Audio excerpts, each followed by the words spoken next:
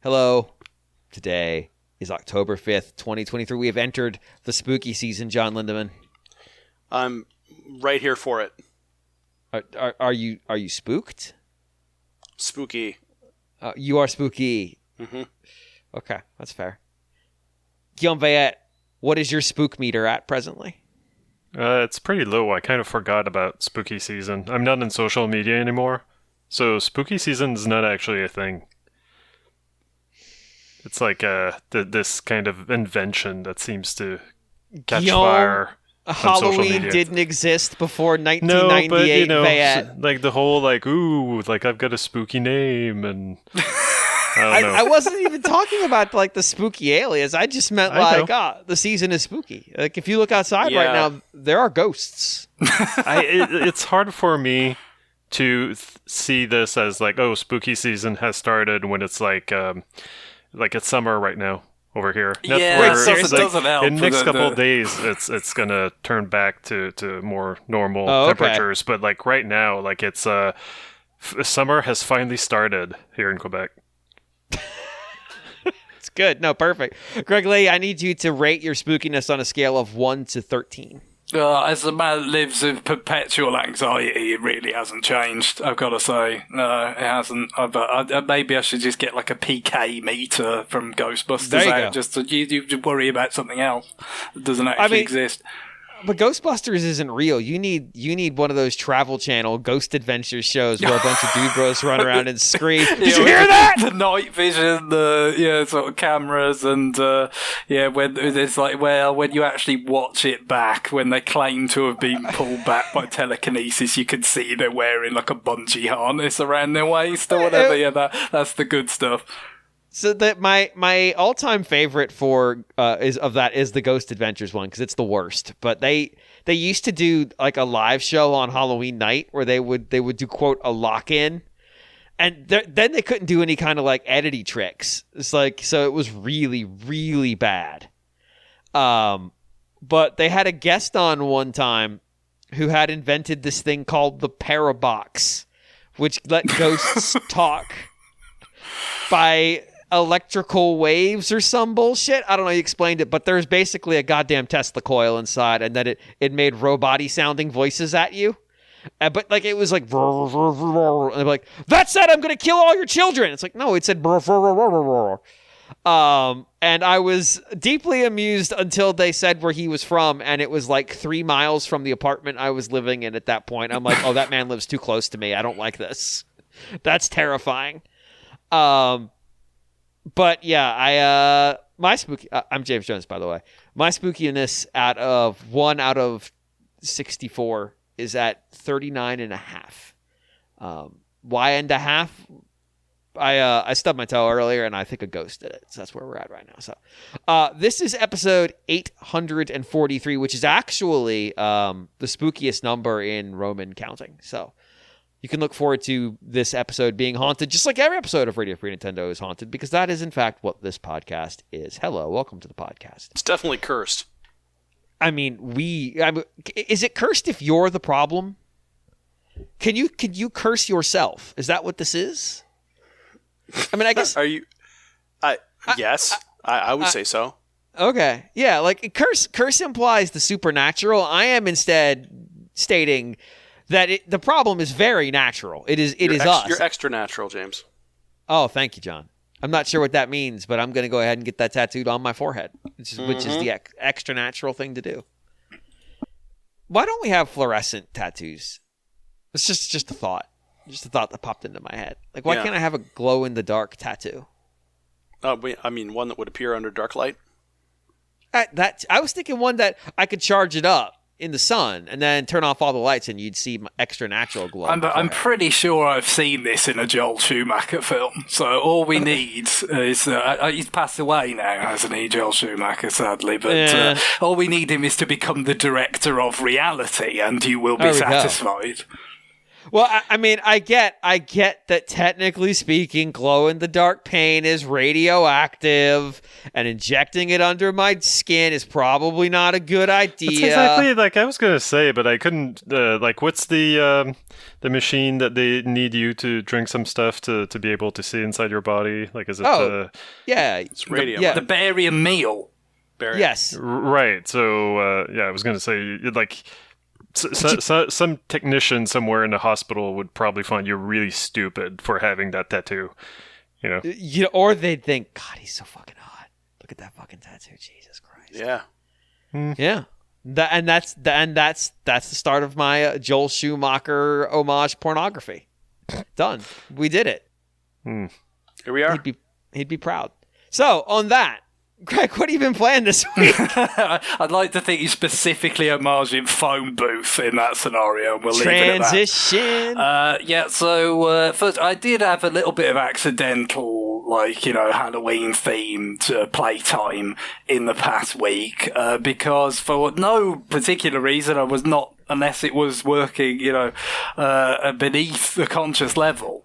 The change of the month or whatever. For no discernible reason, I picked back my playthrough of Aria of Sorrow on the Castlevania Advance Collection for Switch, which I'd started a little bit and some time ago, and like I said, just thought, I guess all these GBA games coming out on NSO, including the Kirby multiplayer game with Amazing Mirror that is somewhat Metroid-ish itself.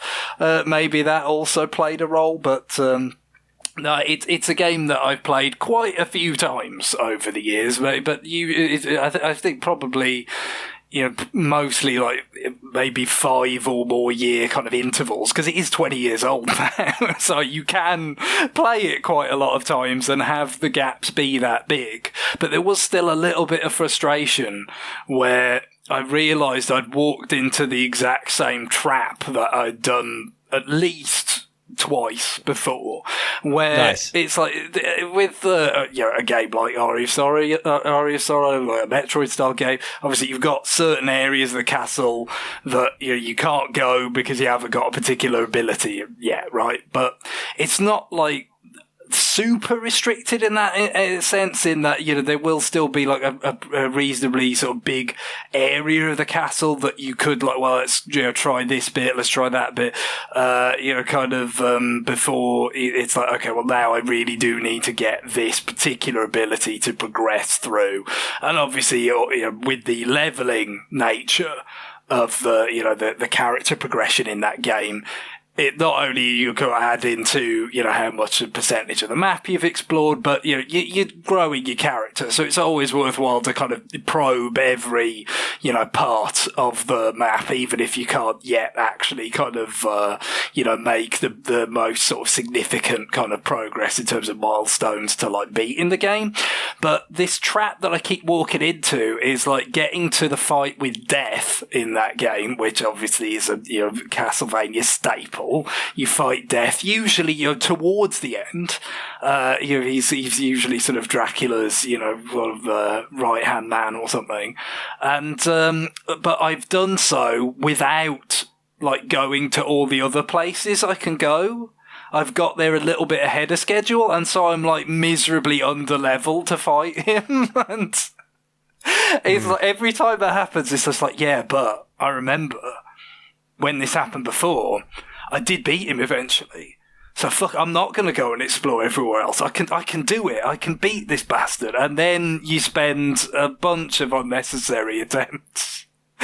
Because it's definitely one of the more challenging Castlevania games of this type. Not to a great extent. Certainly not to the extent based on memory anyway, because this one is not one that I've played very recently. But Order of Ecclesia, I think, is the hardest one. That had some really quite involved and just outright challenging boss fights, even if you did kind of make sure that you were pretty well leveled to face them. Well, that one also gave you medals for beating them without getting hit. And like an idiot, I tried to do that, and then I lost interest. Yeah, I never tried to do that. Good lord, I beat the game. I enjoyed it. I liked the fact that it had teeth in the challenge department for the most part. But yeah, that sounds miserable. I must say. No, it was not great, and I was just like, I think I did it on accident, maybe on the first boss, or I don't know why I would have tried to do it anyway, right? Yeah, but it does sound when like I saw, that's a thing, then I was, sunk cost fallacy. Like, well, I might as well keep going. And like that played against me because I never finished that game. Yeah, so again, I've had this sort of fascination with the fights against Death and Dracula because as a very small child, we had the original Castlevania for NES, which is a challenging game, but for someone who was literally like 4 years old, it was incredibly challenging. So I think I just have a lasting sort of rivalry with them. I always enjoy like the challenging fights that sort of brings me back to that feeling as a kid.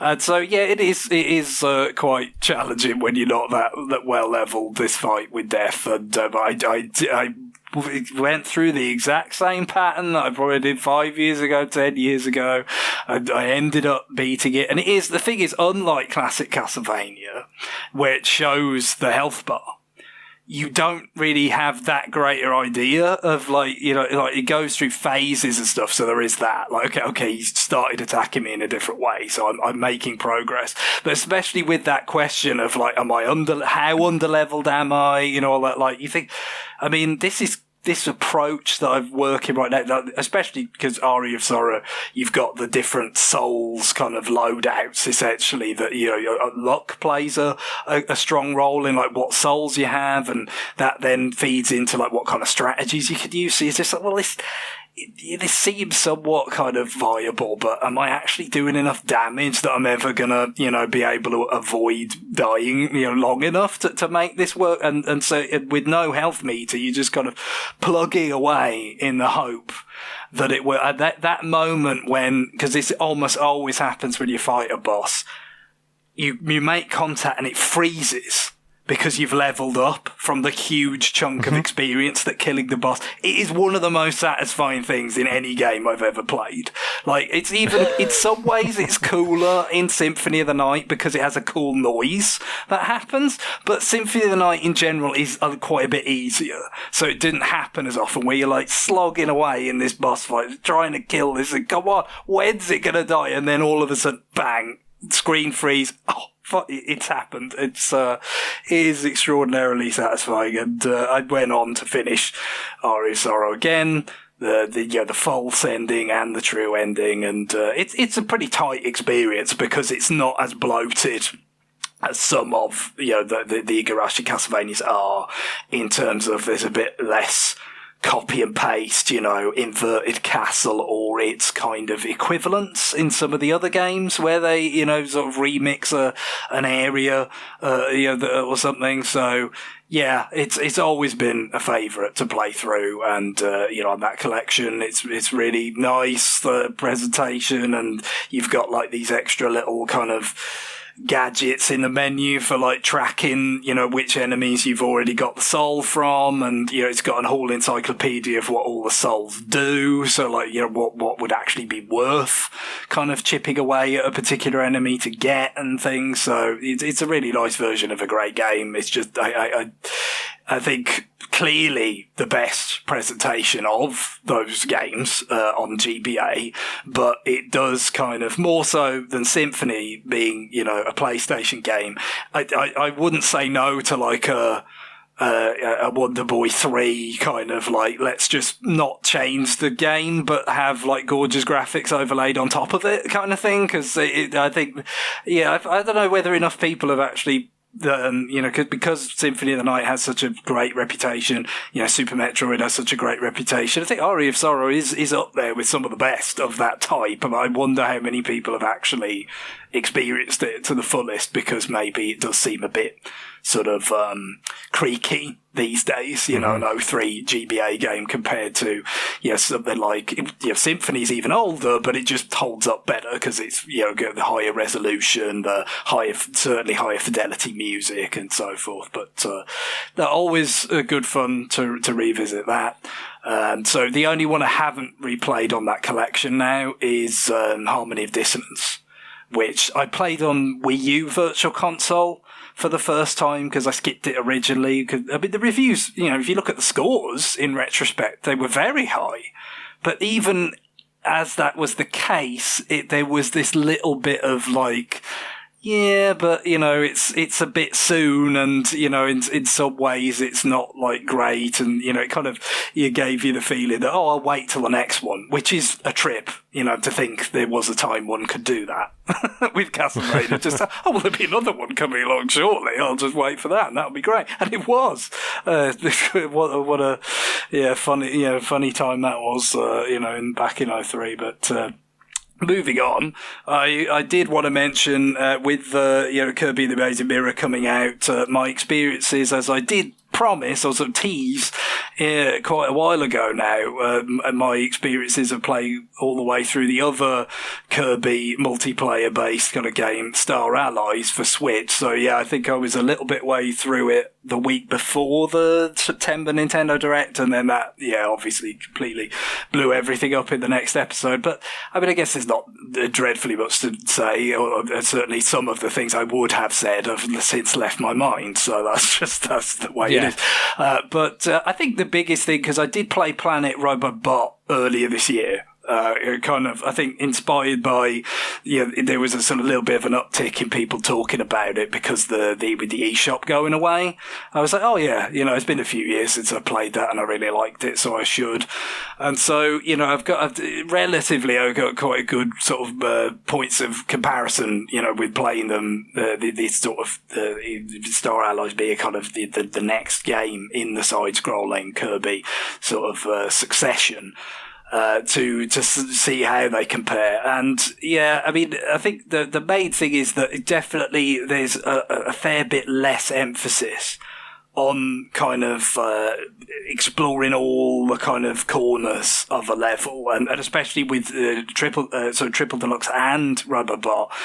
With the stereoscopic 3D, there was this emphasis on like layers of the background and stuff, and kind of being able to find like in Robobot, it's like these cubes, code cubes, I think they are, which were kind of analogous to star coins, like hidden behind some kind of piece of scenery that you could find in the background and stuff like that. There's a lot less of that, I think, mainly because of the multiplayer focus.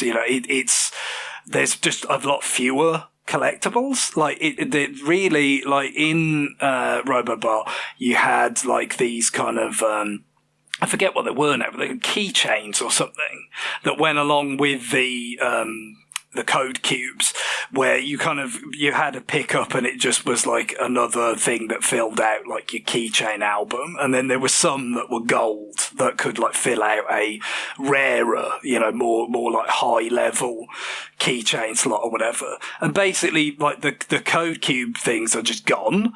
And which they used to be important, those, because that was like you needed a certain amount to like unlock an extra level or go to the boss. That's just gone now. And what you've got left is like these sort of jigsaw pieces that are very analogous to the keychains, but what it's building up in this case is essentially the street pass puzzles, if you remember those, even down to the fact that there are like essentially pink pieces. Do you remember this with Street Pass, where like there were the pink pieces that you could only get like from other people that had them as like their first. They wouldn't be the random piece. Yeah, exactly. So like with the jigsaw pieces in this, you get like a bunch of blue like regular jigsaw pieces that will fill in the artwork that you can find.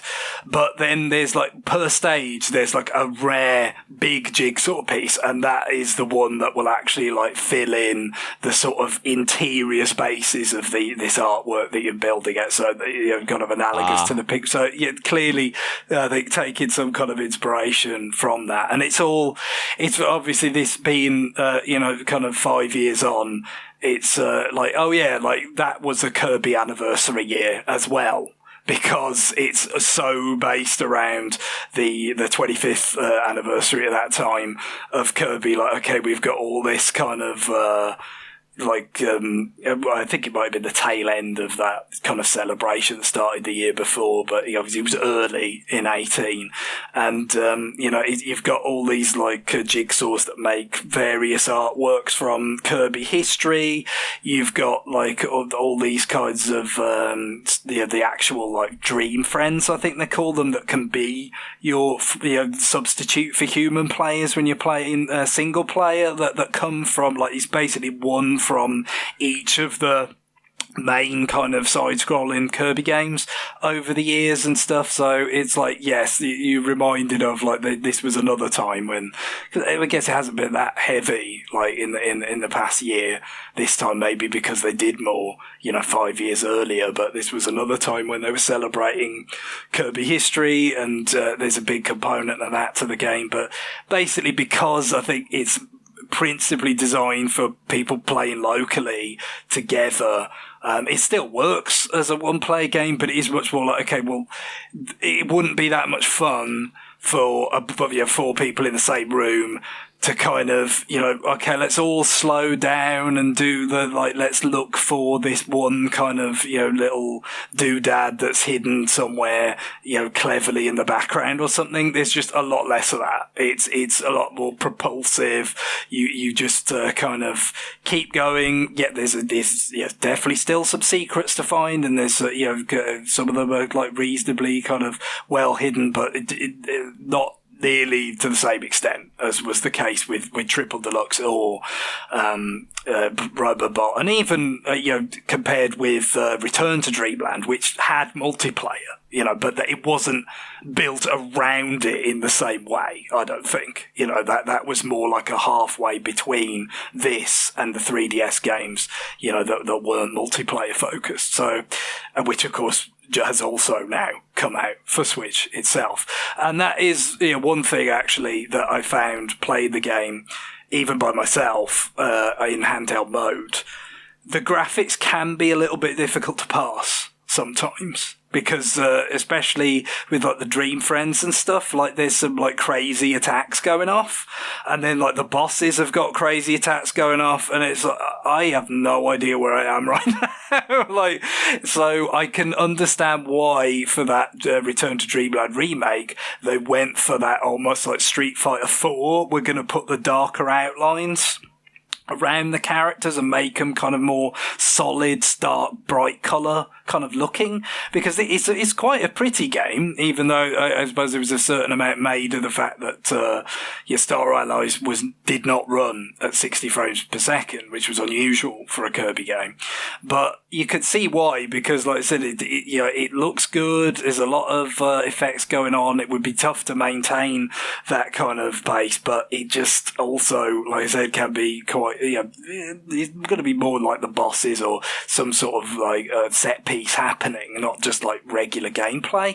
But you can lose yourself. It could be a little bit of an issue, so I can see why they made that change for the next kind of Kirby multiplayer kind of game. But even though you could kind of get the feeling that it's not nearly as kind of targeted at what I've enjoyed about the Kirby series, and specifically the side scrollers, as Robobot, and it doesn't have the kind of something as engaging mechanically as the mech, the actual sort of armor that he gets in. You've got these kinds of friend abilities where it's okay, we turn into a big ring that rolls down the level like a sort of barrel or something. We turn into a little shoot 'em up bit at one point, and various things there's some fun little mini games, but which I guess is not so different from what they ended up doing with mouthful mode in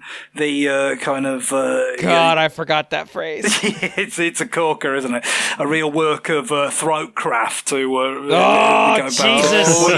one of your exquisite phrases, which presumably only October has conjured that memory back in my mind. It is spooky enough for the season. Certainly. But, so it's a little bit more like Mouthful Mode than it is like the mech armor stuff, but maybe not like as like funny as Mouthful Mode stuff, but similar, and kind of just freshens things up, and again, like keeps up this kind of quite dynamic feel that the game's going for, kind of no-nonsense stuff. But I think, the extra modes is where, like, I've enjoyed spending some time, because the kind of usual, like, okay, now let's do a sort of condensed speed run version of the game, essentially, of the single-player campaign, or multiplayer campaign in this case. That works quite well, because it's quite a sort of, breezy sort of, campaign in the first place. So it doesn't feel like you're missing too many things in this condensed version. But now, it's like, okay, no kind of consideration of trying to find jigsaw pieces. Like, let's just go. But then there's another bit, which is, I think it's Heroes in Another Dimension, which it kind of has, like, essentially just like the same kind of graphics the whole time. Like, it's just like these spacey kind of graphics that don't really have like detailed environments or anything. So you kind of tell it's an extra mode where you haven't got like a whole bunch of resources spent on it. But they have some more of that kind of puzzly kind of stuff that you get in Kirby games with collectibles sometimes, where even go back to things like in the Great Cave Offensive in Superstar, where it's like, okay, if you kind of do things in the wrong order, like, you won't get this particular treasure kind of thing. And you've got this whole bunch of hearts. And, if you can sort of run through the campaign getting enough hearts, like, you get to fight like the true final boss of that kind of condensed campaign that it's presenting. And I quite like that. I feel like it introduced something that the original kind of campaign was lacking a little bit, that I had been in stuff like Triple Deluxe. But at the same time, it worked well within the confines of this game, and the whole thing of like, okay, well, the various friends that Kirby has, by throwing hearts at them and making them into his allies, that you mix their powers together and, kind of use that to solve some minor puzzles and stuff. Obviously, again, it's not ideal in single player, because there's a little bit of like, kind of, okay, so I've got like a sword power. I need to make it a fire sword. One of you has got fire. So you press like up on the D-pad to your computer friends to say, come on then, let's go. And so, every now and again, some clever person's like, here you go, water sword. No, that's not what I wanted. Let's try again. Sir. It's kind of like if you've ever seen videos of like a cat where it really wants to be groomed by another cat, but it's not having it. It's yes. like presenting the back of it. So like, go on, lick it. And the other cat's like, I don't know what he wants. He's crazy. It's a bit like that. So, it bogs down a little bit there. But, I also kind of like some of that power mixing and stuff that goes on there. It reminds me a little bit of Kirby 64. It's not exactly the same, obviously, but, you kind of have some fun encounters in that way. And then bosses with all these like friends and stuff can kind of go one of a couple ways, in terms of sometimes like and I'm sure Guillaume, I feel like I remember you mentioning this, like sometimes it's just like they go hog wild on the boss for you and it's just like dead before you've even really done anything, Right. Like but then other times they're like seem entirely useless and you're like just busy like trying to bring them back to life and stuff. So again, it's I can only imagine it has its ups and downs if you were playing it with friends, frankly, in these scenarios. But, it does take out some of the, kind of sometimes you don't necessarily get the most vivid sense of like what design has gone into a particular boss, if just by virtue of like the particular powers you happen to have brought to it, they just completely wreck them instantly. But having also played like the boss rush mode, is like this they've got this all spicy kind of like difficulty scale and stuff, and you have to do a couple before you unlock the absolute hardest one, which I've not done. So I've done like the second hardest one, and at that level, like you do have some teeth to it. You know, even with like some really powerful allies, you are going to have to recognize the patterns, dodge them, play well. I got to really like the kind of staff power. So Kirby has like this big, like almost like can pole vault using it, and that's really good for like keeping out of the way of attacks, and then just like by using it as a pole vault, and then while in midair you can just do a sort of flurry, wiggling the pole in the boss's face and do a bunch of damage like that. That's a really fun power. And I use that quite a lot on this boss rush mode. So I haven't quite done everything. Like I said, I haven't done that last mode, but I said I wouldn't rate it, especially as a dedicated single player Kirby, as one of the very best. But it is fun, and I'm really glad I did get around to it rather than just letting it completely pass me by. Cool. I'm glad we got a chance to talk about it, because like I know you said we didn't get to talk about it earlier, and for whatever reason this game, I guess I just never played it, because you're describing things. I'm like, I feel like I played that one, but apparently I haven't. So I'm going to need to try to find a way to play it, I guess. It's a good one. All right. John, did you have anything you want to talk about? Over the weekend, I did actually hit Universal Studios Hollywood, and I checked out the Super Nintendo World ride there. You told us you didn't have any. Well, yeah, I was just thinking games. I haven't really. Ironically enough, I actually have played a little bit of Bloodstained Ritual of the Night for whatever reason. Maybe it was spooky season. Just it was very random, but that's very good. Tell me of this alleged theme park that you experienced. Yeah, so it's interesting. So wanted to go see it. It's cool. It is smaller than I thought it would be, because they have, of course, Universal Studios in Japan as well, and they have one in Hollywood. And so, yeah, so there's only the thing is you walk in there and there's only one ride, right? So I mean, right. So Universal Studios Hollywood. It has like a top area and a bottom area, like the top lot, lower lot, right? So Super Nintendo World is down in the lower lot, and so there's only the one ride in there. And yes. what you do is you get a little band for $40 that you strap on, right? And there's areas around there, and of course it's all made up to look like the Mushroom Kingdom.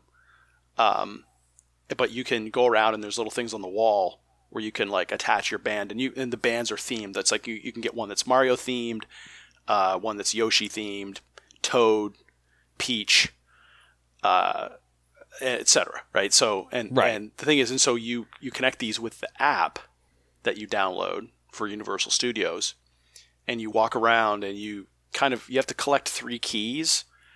And the whole thing is like, oh, the golden mushroom has been stolen. You have to get back the golden mushroom. And so you walk around to the different kind of exhibits, and they're like, everything is like you walk through sort of like stuff that looks like Bowser's Castle, or, stuff like that. And you can hit the power up blocks and stuff from underneath, and it registers as a coin, and you can use coins to like, buy things in the app and stuff like that, or like stamps and stuff like that. Right.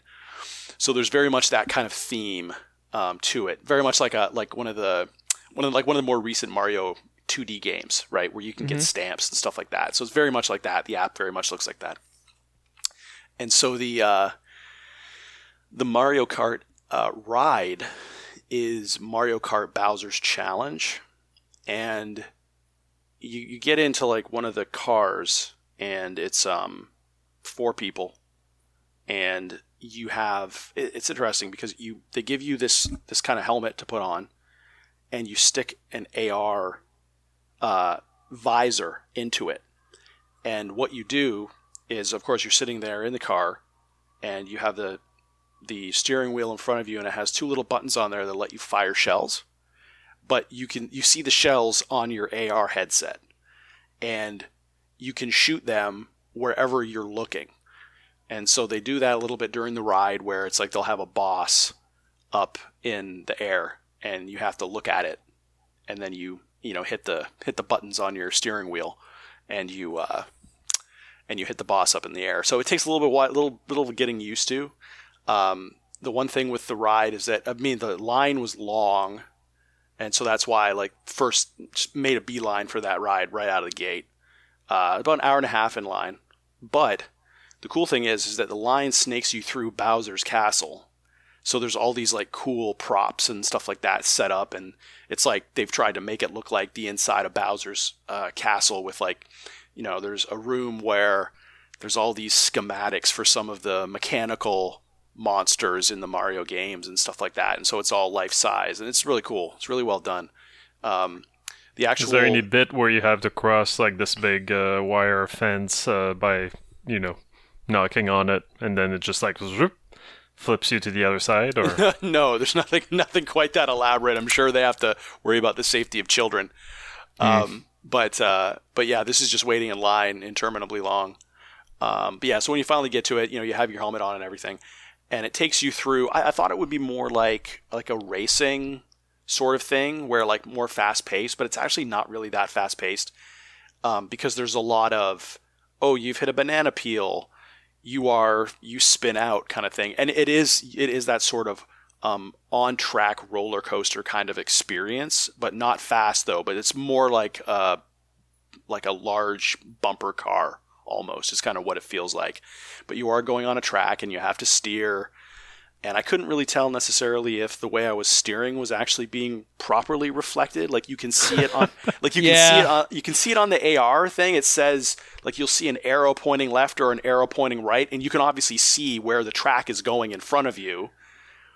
But you can't really tell if you're actually really doing anything, because there's sometimes where you're just going left and right like you think you should, but then all of a sudden you spin out and it takes your cart in a complete circle, and then you start up again. So I don't know. It was fine. It was fine. Obviously you were on 50cc. If you keep going at it, do you unlock 200cc or? No, it's only 1cc. They don't even mention cc actually. God damn it. Yeah, it's just. But a lot of stuff in there is pretty cool. Just they have holding pens for you before they actually let you on the ride, and it's all Mario Kart TV themed. It's really well done. Yeah, it's really cool. Did you eat any of the exorbitantly priced Mario themed food? No, I didn't. I didn't actually eat anything there. It wasn't too bad though. It was good because it was kind of a rainy day and overcast, so it was perfect for. I don't know what I would have done if I would have had to wait for an hour and a half in line for that Mario Kart challenge in the middle of July when it's 95 degrees outside. That would not have been pleasant. But yeah. So and there's several kind of stations that you can stop at to get the keys to eventually get the stamp that you can get, the golden mushroom stamp or whatever. Yeah, I would say that of the rides there, I wouldn't say that Bowser's Challenge, the Mario Kart ride, I wouldn't say that's the best one there. It's certainly not. I thought there would actually be more rides. So this was the thing when it opened. It really only had the one. Now there's a DK zone in the works in some of the parks. I can't remember which ones they've announced that for. I didn't see any construction taking place in this one, so maybe that's in Japan. I don't know. Yeah, or they might be doing that for the Orlando one, because I don't know if the Orlando one's opened yet. Yeah, I don't think it is. I think it's next year. So they've got more space at the Orlando park too. It's got a lot of space around it, whereas the LA park's pretty built in. Yeah, because that one was originally their sets. That whole theme park started with them giving tours to people on the sets and selling them food. Mm-hmm. Yeah. That is the origin of that theme park. Yeah. It literally was a soundstage. Yeah, it's a theme park kind of born out of nothing. Right. Whereas in Orlando, they built it as a theme park. It happens to have some sets on it for the purpose of filming, but that's not why they built the facility. Mm-hmm. And then the Osaka one, I think they just bulldozed everything in their way and just built, because it's Japan. Fuck it, let's go. Yeah. Yeah. But But yeah, so I would say just because there is only one ride there, like you can get the express pass just for Super Nintendo Land, but it's a total waste of money because there's just no rides there. It's worth it getting it for the rest of the park, because then it's like, because you can go to Harry Potter and you can go to, they have Jurassic Park stuff. And... Yeah, the Jurassic Park ride is good. The Mummy ride is good. The Harry Potter ride is actually pretty good too. Not the roller coaster. The roller coaster lasts like 3 minutes. It's like you're on it and you're done. But yeah, but I would not recommend, because it's like the VIP pass for the Super Nintendo World is something like $200 or something per person. It's some exorbitant amount. And for the amount of time that you're going to be in there, and the fact that there is only one ride, I mean, I after going on the Mario Kart ride, I didn't really feel like going on it again. Like, there's no way I would have waited in line to go on it again. So I was like, okay, cool, yeah, that was pretty cool, but I didn't really feel like doing it again. So, yeah, and managed to snag a Mario Kart shirt only because it was pretty much the only men's large shirt that was even left. Like, that's the thing. Nice. Like all of the gift shops, they're just with the Nintendo stuff. It's just picked clean. All of them. It's just a feeding frenzy in there all the time. Yeah. Not even a single scarf to be grabbed. No. I mean, there's nothing. I mean, all of the only stuff that's left, it's like every single shirt that I looked at was like, oh, wow. The only things left are small and extra large, and yeah. extra large. It's like, okay. So, as a men's medium, now you know what every time I go to any store is like. Yeah. Yeah. I would like to buy a shirt. We do not have any shirts in your size. Nope. Yeah, it was. You mean this shirt? No, at all. Yeah, it was crazy. Like I was at the one I bought was one. It was like a red T-shirt with like the Mario Kart, like the mushroom logo on it. Yeah. And then it had a little Universal patch on the side. So it wasn't what I wanted really. I wanted one that just said Super Nintendo World, Hollywood, USA, or whatever. But those were gone. Those, just forget it. Yeah, I mean, it's just survival of the fittest out there with the gift shops. It's crazy. Look, Nintendo and their fucking attire that you can't buy. Yeah. It just keeps going, John. Yeah, it just keeps going. It's, but it is good to see that they've done something like this, though. I mean, this is like a natural extension of their brand, and kind of, I mean, everybody, and it was really cool because, you see parents there bringing their kids, and like they have the little daughters dressed up like Princess Peach. It's pretty adorable stuff, right? Like there's kids there. Like, you can completely see that Nintendo still has a very firm grip on like little kids. Very much so. But I bet the movie did a lot to help reset that too. Yeah, for sure. But overall, yeah, it was cool. Would I recommend?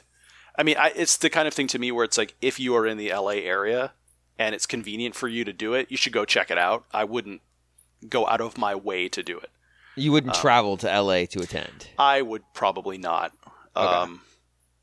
Yeah. Now, and I don't know if the one in Japan's better, but I think I would probably classify it the same way, where if you're in Japan, you should definitely go to it.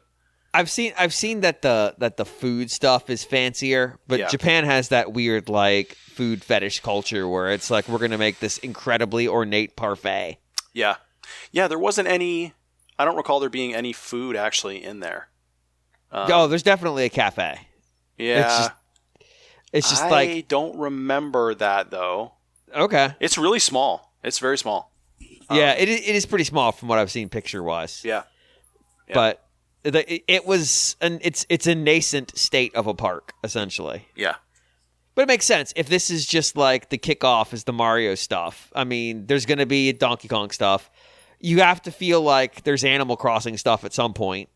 You could very easily do an Animal Crossing. Like, theming your buildings is super easy. Coming up with the ride, you could just make it a boat ride or a train ride. Congratulations. Or a bus ride. Yep. A bus ride to the city. And you're done. You could do a couple carnival games in there, and then just have a big shop that sells Animal Crossing merch and make $1 billion. Yeah, it's crazy. There's just, you walk around and you're like, wow, there really is no ceiling to what they could do here. Oh yeah, they could just keep going with it.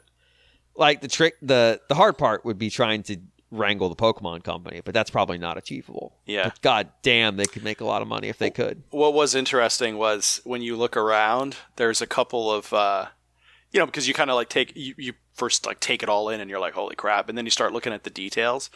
And on top of a couple of the platforms, right? Because it's like right out of a Mario game where they have a big, they have kind of a big, sort of mountain of platforms, the grass platforms, right, going all the way up to the top with a flagpole up at the top. But it's funny because if you look around, you'll see up on like the corners of some of the displays, kind of thing. You'll see like Pikmin grabbing a coin and pulling the coin away. Yeah, so nice. there's like Pikmin sort of here, there, and everywhere if you start looking around. So I thought that was pretty funny. So it's not just all straight up Mario, but yeah, they could. Yeah, I mean, they could very easily add some Pikmin attractions. They could. I mean, I didn't even talk about Zelda. I mean, for fuck's sake. Yeah, I mean, there's so much they could do with their IP. They could. I mean, honestly, they could have had their own park, but just the logistics of building it would have been too extreme. Yeah, they could absolutely make an entire amusement park. So, but it's cool. Yeah. Again, if you're in LA and you have like a day to spare, it's worth checking out. I wouldn't do any long-term traveling for it, but it is pretty neat. It's really cool to see all that stuff kind of come to life and done pretty well. That's cool. All right. I'm gonna talk for a little bit, and you're gonna listen because you're stuck. You're stuck here in this hellscape with me. So welcome. I've had some issues getting my streaming set up to work. It turns out that the Elgato is just really picky about the USB cables, and I found one that it likes. Ironically enough, it's the Switch's USB cable. It was even rejecting its own, which is a lot of fun. So I haven't been able to stream for a while. I got it up and running on Tuesday. Because on Tuesday I was poking around in the eShop in preparation for the long-threatened stream series I'm going to do. And somehow I ended up on an Arcade Archives game that was on sale. And I was just staring at it because I was like, what is this? What am I actually looking at? And I don't know if you've ever had this experience where like you're looking at something, you're kind of poking at it, and then suddenly, especially on digital shops, where like you realize you've bought it because you just kind of absent-mindedly clicked through the buy. I, at some point before this stream started, realized that I had become the proud owner of Arcade Archives Stakes Winner 2. This is one of those Japanese horse racing arcade games. Yeah, I figured with that title. For the Neo Geo system. Yeah. So this is really bad. And because I ended up owning this thing, and somewhat befuddled that I owned it, like it was the situation where I'm holding it and I'm like, how did I end up with this? What the fuck? Like, I don't like, I know I clicked through the buy, but I don't know what motivated me to do it. And we're talking like seconds after I did it. I'm like, wait, why did I do that? I decided I should share this with the world. So we spun up a stream and like 10 people from the NWR chat were watching me play it. I mean, it's still on sale for the next few days, so... Yeah, don't buy it. Don't buy it. You can't stop me. Buy it. Horse Show Pony's in there. You should buy it. Good. I'm going to give you the basic gist of it. So you tap a button to make your... It's a horse racing game. You pick your horse... And these are real horse tracks on real races, and you win money that you can buy upgrades from a hot anime woman that only lasts for one race. So cheat. But then in the race, what you're doing is you're tapping A, which is mapped to Y because Neo Geo, to go faster. Oh, the game doesn't do a great job telling that. You have to watch the attract mode to get that. Or B, which is mapped to B, which is nice, to use the whip, which gives you a temporary boost of speed. I believe they call it the Zapper. No, that's different. That's an okay. That's an upgrade you can buy. And then C, which is X, again, Neo Geo, uses your special power. That button never did anything when I tried to use it. I don't understand it. I don't understand its purpose. Never did anything. And you basically play a race, and if you don't get third place, you have to put money in the machine to continue. And you can train your horse in these mini games, or you can train yourself in these little mini games that you can play. But the game has one fundamental problem, besides the fact you're constantly tapping A and occasionally tapping B. There are power-ups on the track, like it's fucking Mario Kart. So there's one that refills your horse's stamina meter. Maybe not all the way, but gives you some stamina back. There are also ones that cause your horse to drop down to the slowest possible speed and you have to reaccelerate it. Downgrades, as we call them. And then there's one that makes your horse go faster. The go faster one actually burns your horse's stamina quicker, so, not all positive. But the slowdown one literally just stops your horse. Like, it's just, you basically are stopped and have to start from nothing again. It's awful. If you catch any of those, you will not win the race. You will not even get third. It is not possible to recover, ever. Now, you might think, well, then just don't step on them, idiot. What's the problem? Well, you see, because your horse is shifted all... Actually, let me start this way. John, I'm making a horse racing game. Okay. And I'm bringing you in to be the art designer. Mm-hmm. There's a pack of horses, obviously, because it's horse racing, and there's a track. Where on the screen would you place the horse that I'm controlling? Assuming that what you're looking at it from, this is above. Going from left to right or above? Yeah, so it wraps around the track. Okay. So the camera never changes direction either. So at some point you'll be going right to left. At other point you should be going left to right. Okay. Sometimes you'll be going up and down too, because you'll be like on a turn. All right. I would put it where I would put the horse where you could see it. Basically, I'd put it in the center of the screen. Okay. Well, you're fired. Why would you put it anywhere else? Because my company has decided to put the horse 1/3 of the way on the screen from the area you're moving. So 2/3 of the screen is behind your horse. Only 1/3 of the screen is what's in front of you. That is very weird. And also, like I said, there are things that will pop up on the screen that will cause your horse to drop to 0. Yeah. With no time to dodge them. But also, you must pick up the carrots to recharge your health or your stamina meter, or you will not be able to finish the race. And again, no time to maneuver to them. You just have to memorize where they are by putting more quarters in the machine. Welcome. That sounds terrible. Welcome to Stakes Winners 2. Yeah, it's fucking miserable. It's actually awful. It's kind of amazing. Like, I played it for a solid hour and a half and just got frustrated. Because the only way I could win was effectively to save scum. And so I would work my way up. But then we hit a race where literally my horse could not finish it. If I didn't boost at all, it still didn't finish the race. It didn't have enough stamina to run the whole track. Period. Why is that something in the game even lets happen? Yeah, so who's done a speed run of this? There is one out there. I did see it. I know there is, because the worse the game is, the more somebody's like, I have to master this. So the other thing to keep in mind is that there are different endings, and the good end there's the bad ending, which is you win no races. Or that's the worst ending. Then there's the bad ending, which of the 8 races, you win between 1 and 7 of them. That's the regular bad ending. And then there's the good ending, which is your one horse wins 8 races in horse racing, which never happens, including all of the Triple Crown and the Japan Cup.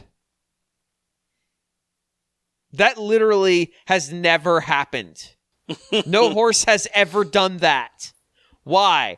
Because it's really fucking hard. Could you do it with save scumming? No, I couldn't. Even with safe scumming. Wow. There were tracks I could not get. There were ones with safe scumming that I still couldn't even get third on, and eventually I had to change horses. So yeah, this game is fucking terrible. And this is the second one. Now, how much would this game have cost on Neo Geo back in the day? $1 billion. This would have been one of the full price. Probably, but this was an arcade game first, so Yeah. It was probably 200 yen a play. Mm-hmm. So, I think I went through 17 continues one time just to get to the last race, and I couldn't even get in third place. Man. So that would be 3,100 yen, $31 basically. Damn.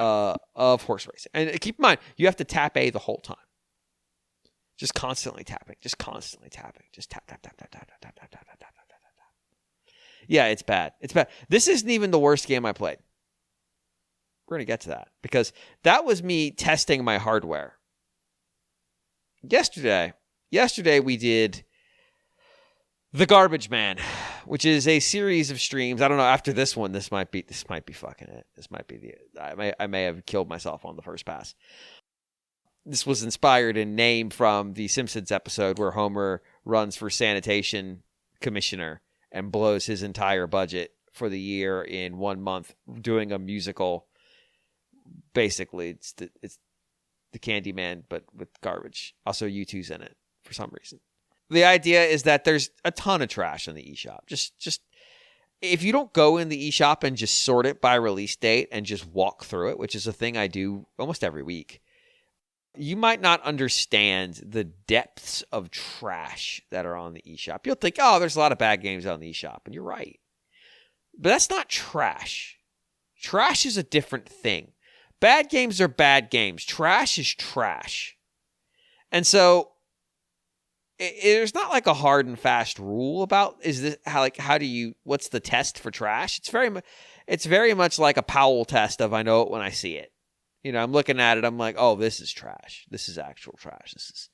This is the quality of the game is almost irrelevant with a trash game. Because you start wondering, like, does it even rise to the level of game?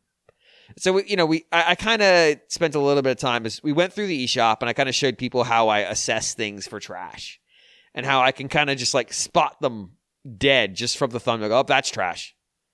And it's just a logo. It's like, how did you know? Just trust me. And then we'll drill in, and I'll kind of go like, oh, things you got to look out for. Oh, well, there are at least 3 publishers in Poland who are pumping garbage onto the Switch eShop. In one case, one of them had 130 published games on Switch alone. That's a lot of shit. That's a lot. That's more than Nintendo has by a significant margin on their own system. Why? Because they just publish anything. They publish any garbage. So you're saying you now distrust the Nintendo seal of quality. There isn't one anymore, which is obvious. Yeah. The trick with the Garbage Man streams is we go through and we look at them and we assess some of the things we find. And at the start, I set a budget. This is our budget for today. This is what we will spend. We will decide collectively what to buy. And then we will assess its garbageness.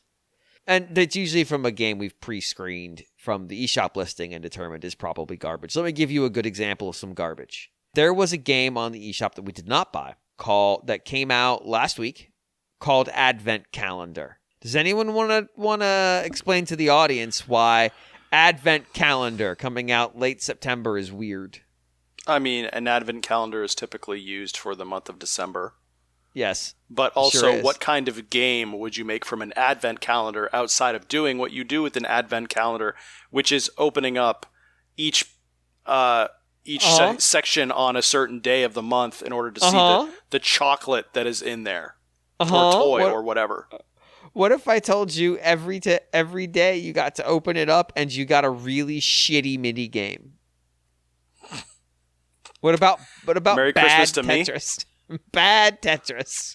What about an awful looking racing thing? What about Pong, John? Do you want Pong? Congratulations. Here's fucking Pong. Man, it's that nothing says Christmas like Pong. Yeah. So Advent Calendar came out. That broke us. That was taking us to a dark place. There's a lot of games that come out and they are essentially just a new bundle of an existing game. And you can almost predict when it's going to happen because you'll see the game will come out, a new bundle of the game will come out, and they'll add like one tiny thing, or they'll just reshuffle the things that were in other bundles. Like they'll take these 2 pieces of DLC that were in bundle 1 out of the 3 that were in it, and they'll take this one from bundle 2 that wasn't in bundle 1, but none of the other stuff, and that's bundle 3. Congratulations. And they'll release this new bundle, and it'll be on sale. It'll be like $14.99 normal price, on sale 94% off. It's $198 for 21 days. And then on day 22, when it's no longer on sale, a new bundle drops on sale for 21 days. One of these games has had 13 bundles besides the initial release because they've just been doing this for this game for 2 years. Why do they do this, you might ask? Well, by releasing a new bundle, it jumps to the top of the release list, if sorted chronologically. And by putting a new one on sale, it always shows up in the on sale section. But I'm guessing what I've exposed with the number of days, if I sat there and traced, because a bunch of publishers are pulling this bullshit. If I traced how long the sale runs for, I could eventually figure out how long Nintendo lets you run a sale for. Because I'm guessing it's that number. But like there's like a hard limit where Nintendo's like, you get 21 days. That's it. And that's probably what the cycle is. And after 21 days, the sale drops off, they drop a new bundle, and that one goes on sale. It's a scam. It's a scam. So we ended up, and I didn't process it at the time, and that's on me. We ended up with the game called Freaky Crossing. Yes, it is an Animal Crossing parody. You are a human who goes to town because your uncle, the town headman, has been medically incapacitated. And every day you confront a new challenge in town. And you solve that challenge by going up to the person who is the origin of it and playing a minigame. And after you beat them in the minigame, the plot advances on the town. And you get to make choices occasionally on how you want to handle things. Like somebody will say something and you can choose A or B about how you want to handle it. That'll affect the plot. The animal villagers in this game, though, because it is Animal Crossing, like it's a town, except there's a prison gate so you can't leave, which is a little dystopian. There's a chicken. I think there's 2 chickens. There's a wolf. I want to say there's a cow. There's a gorilla. The gorilla is constantly on the phone trying to scam people out of money. One of the chickens is running a brothel. At one point, you can go there with the police fox. And as the mayor, or the headman, you're given the opportunity to tell her to shut her shop down or accept a bribe in the form of you, a human, having sex with a chicken. A chicken prostitute, to be specific. At which point, that triggers a game over sequence. Not a bad end. That's just the ending of the game. Not much changed after I fucked the chicken. It doesn't word it that way, but it's basically says not much changes. My uncle finally woke up from his coma, which is the first I'd heard of a coma, and took over his responsibility as headman, and I went home. I game overed by choosing to accept a bribe in the form of sexual favors from a sex worker chicken. You make it sound so seedy. Yeah. Who could have anticipated? Other things this fucking game did. It doesn't look at the language on your Switch. It just defaults to Chinese. So when it booted up, it was in Chinese. And none of us could figure out how to get to the menu to turn it to English. We weren't even sure if it had English. Like, are the screenshots in English on the website, but not in English in the game? Holy shit. We did solve that. So it does have English. It has English, Japanese, Chinese, and I want to say French? It's bad. It's bad. Also, one of the options in the menu is just the personal email address of the developer. Which, Seren in the chat notes, is very much a cert violation. I kind of want to email him so I can ask him to be on the show. Like, I just kind of want to ask him questions. I just need to know. The very first problem you solve as the mayor is you go talk to the Isabel equivalent in this game. I believe she's a wolf. And she tells you that the mouse that's running the bar is causing trouble. And so you go there and talk to him, and he says that his girlfriend is seeing someone else, which is true. You can eventually find that out. And only because he's rich, which is also true. She admits it. And he's going to shoot himself. Again, what? You solve this by getting blackout drunk with him, which is definitely how you battle depression. It feels bad. It is bad. It's bafflingly bad. And I got one more for you. All the music in this game is stolen and like rendered on like a Casio keyboard. Some of it's like folk music. Some of it's just pop music that they've just taken and just stolen wholesale, like 80s pop songs. And they've just taken the melody and just keyboarded it. There's not a single original song in this game. It's amazing.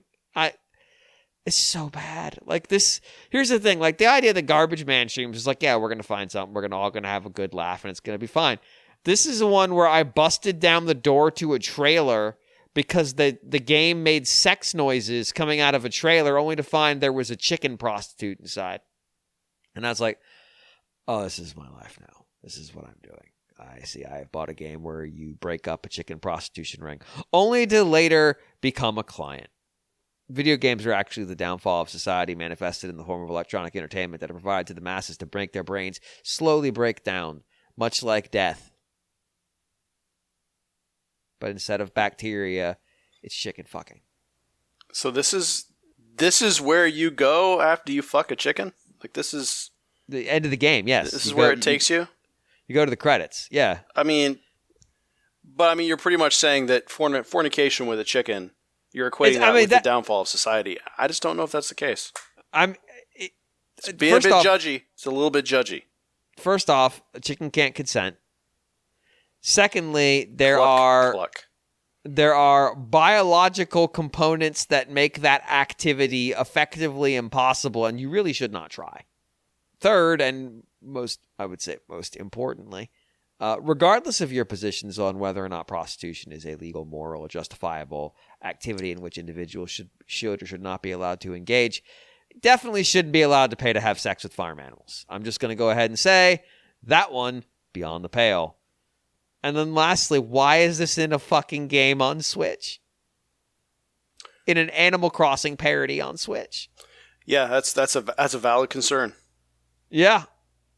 It's $4 I will never get back. But an entire lifetime of innocence that will never return. So, yeah, the Garbage Man streams are significantly more perilous than I expected, which is funny because the entire premise of the stream was, boy, these are going to be really perilous, aren't they? Asked and answered right out of the gate. So look forward to the next one of those. I don't have a date for it yet because I need to recover from this last one, but we'll see how it goes. If you want to see those streams, I'll make them available somewhere. Like they're bad. I also played a little bit of Quest for Camelot because I fucking hate myself, and I wanted the chat to see how bad that game really is. So now they know. So I played those games back to back because I just want my own life to be a never-ending. I'm basically doing my my penance to God right now. So hopefully the big man's watching and going like, God, he's playing for... Or actually, God would just... he's playing Quest for Camelot again. Ugh. What's wrong with him? Can God make a game... all right, I didn't want to talk about Quest for Camelot, but I want to mention this. You don't fuck any chicken in it. You don't. Yeah, you got to throw the bar is that low. You do get a horse, which I guess is the horse from the game. And he can't go anywhere because he's hungry, so you have to get the horse. Because there's grass that our main character can't walk across because the grass acts like a conveyor belt. And again, Merlin's standing there, potentially with the ability to solve this, just going, no. If you stand on the grass, you'll slowly move backwards. To get the horse there, you have to go find a shovel. Why would you think you need to find a shovel to feed a horse? Duh, idiot. So you go find the shovel, which is far away from the horse. And then you just start digging. Because, I mean, you got a shovel. You need to dig. And eventually you'll find these things in the ground, and it's not clear what they are. The answer is they are turnips. And the horse will eat the turnips you collect, and then he'll let you ride him until he runs out of fuel, which is usually about 8 steps per turnip. So he goes like 16 steps and then stops again and literally throws you off of him. You go flying because this game is fucked. And then you can walk on him because he becomes a 2D object. The way to actually get the horse to Merlin is eventually Merlin will tell you about a magic stick you have to go find. You go talk to somebody, they take you to a cave where you can find the magic stick. And it's a stick. It's a magic stick. If you try to use the stick, your character just holds the stick out in front of themselves to go, look, I have a stick. And then gets hit by whatever enemy you showed the stick to. But it's a magic stick. Even Merlin thinks it's magic. But eventually, if you dig in the right spot, which I don't know why you would know to dig. Oh, no. You know to dig there because you rescue a guy from the knights by killing every knight in the level, which is a lot of knights. And then he lets you dig in his turnip farm, and you get the giant turnip, which is huge, like it's the size of a house, and feed that to the horse, and then you can ride the horse up to the sawgrass. And once you exit the screen on the horse, he despawns. Quest for Camelot. Quest for Camelot is a great game. It's a great game made by people who really care about video games and are definitely not engaged in some kind of like money laundering scheme in the form of a Game Boy game. I cannot process this game. It is consistently doing things that make absolutely no goddamn sense and going, well, that's a you problem, not a me problem. So, if you ever meet a horse that A, talks, B, is two-dimensional until you feed him, and 3, has a deep, deep, deep need for turnips, but at an alarming rate of like every couple seconds, do not ride that horse. Do not engage. Find a different horse. There are plenty of horses out there. This one is not the one for you. So, again, Quest for Camelot continues to be just a fucking nightmare. Guillaume. Yeah. What are you up to? Oh, God. I wish I had something better. Unfortunately, the games... 2 games are... Let me tell you about the games I've been playing. Okay. So, a little bit tired of, belt scrollers, beat 'em ups. So... Karen and I had bought on deep discount. It's already a pretty cheap game, and I bought it even cheaper. The game To Be or Not To Be. Okay. Basically, it is maybe what you can imagine. It is a kind of an interactive version, funny, of Hamlet. Actually, it seemed promising because it is like written by Ryan North, who I know him from the Squirrel Girl Marvel books. He's like one of those like writers who writes nerdy stuff on the internet. He was kind of popular enough on Twitter, so that's kind of where I know him from. And also he wrote the some of the dialogue for Stick It to the Man, like that game on the Wii U that did get ported eventually on the Switch. But and a game I did not find funny at all, but I think that had to do a lot with the delivery and the game itself. No, it's not funny. No. I also did not like it. It is consistently not funny. Yeah, but sometimes you can really enjoy someone's writing, but then like it doesn't really work. Like it's not given a shape that makes it actually funny, like the Ron Gilbert, who made the Monkey Island games, or, some of them anyway, the creator of Monkey Island, like in the XBLA, like the PS3 360 era, worked on a couple of games called Death Spank, and they were kind of Diablo-likes, and they had dialogue by him.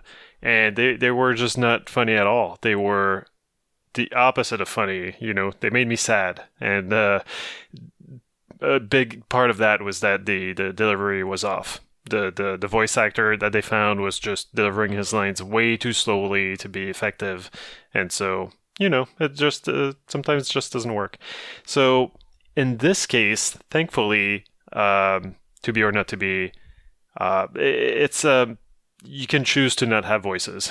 You can just treat it as this interactive adventure that you just read through, and that's how I would recommend it, because there is an option not turned on by default, but you can go and turn on the narration, and it's some guy who's reading out loud what's written, and the guy that they found in this case, again, not very good, and also I don't think that this was written in order to be said out loud.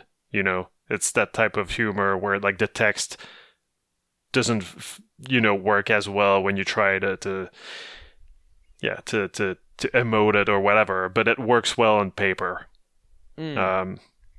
So and like there's like this whole like it was always kind of iffy, and like it was not always the timing was not always right.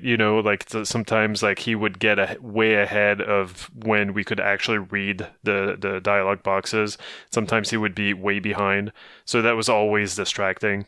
So that was already a reason to turn it off. But at some point there is a scene between oh god, is it Ophelia in that in Hamlet?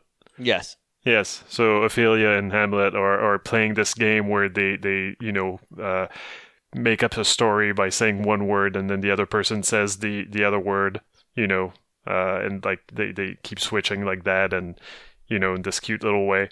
It kind of, I'm sure that that scene works well when it's not acted out, but like they literally had the guy just read like, there, she said, was, he said, she said, night, he said, like it. Oh god, it's like a high school production.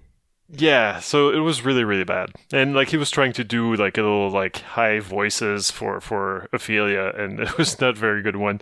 So like as soon as we played through the game once, Karen was like, before we start another one, do you want to turn off the narration? I was like, yes. I was going to suggest the same thing.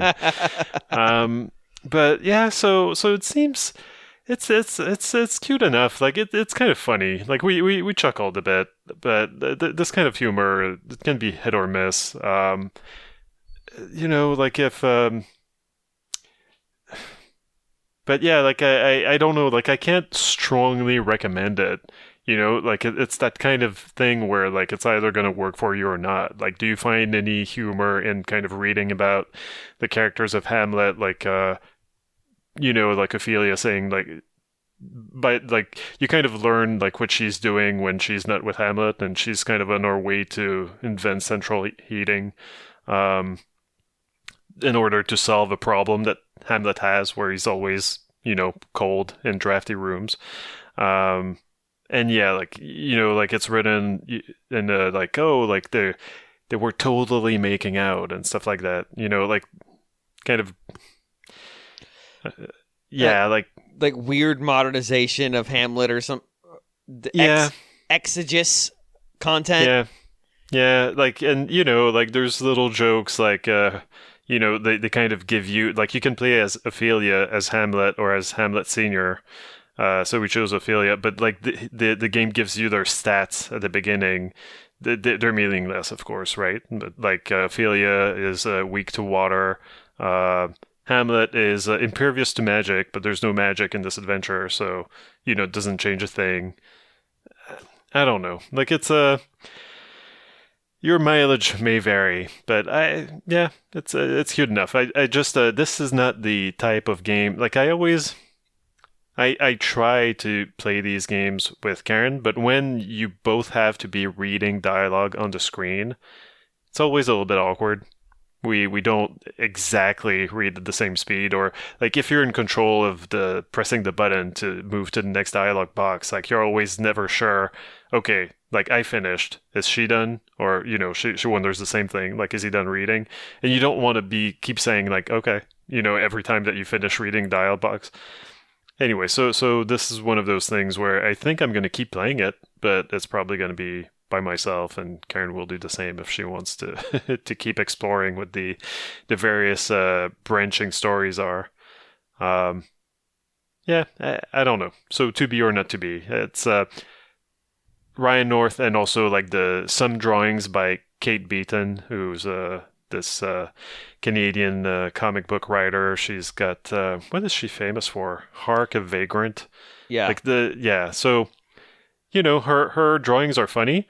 I think you're getting way fewer drawings from Kate Beaton in this game than you might expect. So keep that in mind. You're mostly getting text. So that's one game. Another game, again, like it kind of bums me out, but like I was in a mode where like, okay, I got these games for really cheap. I've always been kind of interested in checking them out, but at a very low price. And now I have, and I can't strongly recommend them, or they're kind of just middling, and it's even if I say nice things about them, I feel like I'm gonna just be damning them with faint praise. Are they breaking the sin of don't be boring? Is that what it is, or are they actually bad? So it's this game called Reventure. Okay. I think I should have looked this up before, but I think that they had a more like Adventure of Link. The title riffed off of Adventure of Link more early on, and then they retitled it Reventure because maybe someone the lawyers came out, tapped them on the fingers.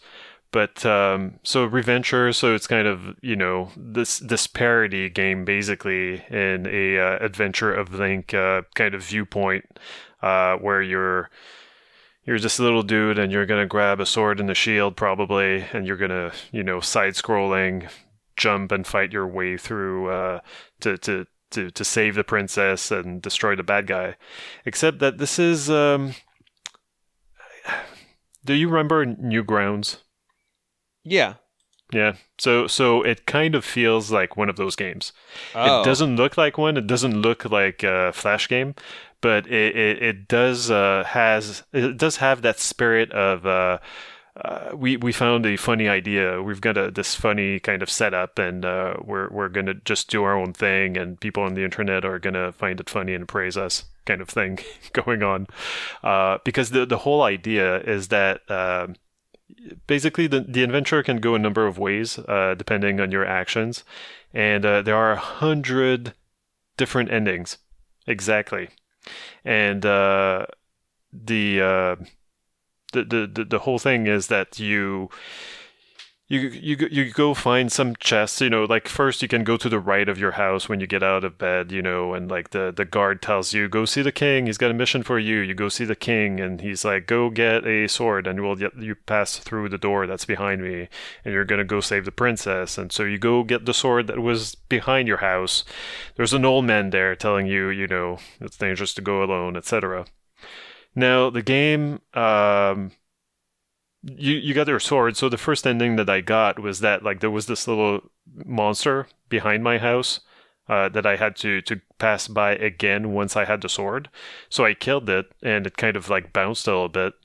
And so I was like, oh, that's kind of fun. I kept swinging the sword, and I actually got there and then one of the endings, which was that I was terrorizing this little, kind of defiling the corpse of this minion. And clearly I was a madman, and so I was sent to prison. And so that's an ending. And then the game starts again. It tells sure you is. like an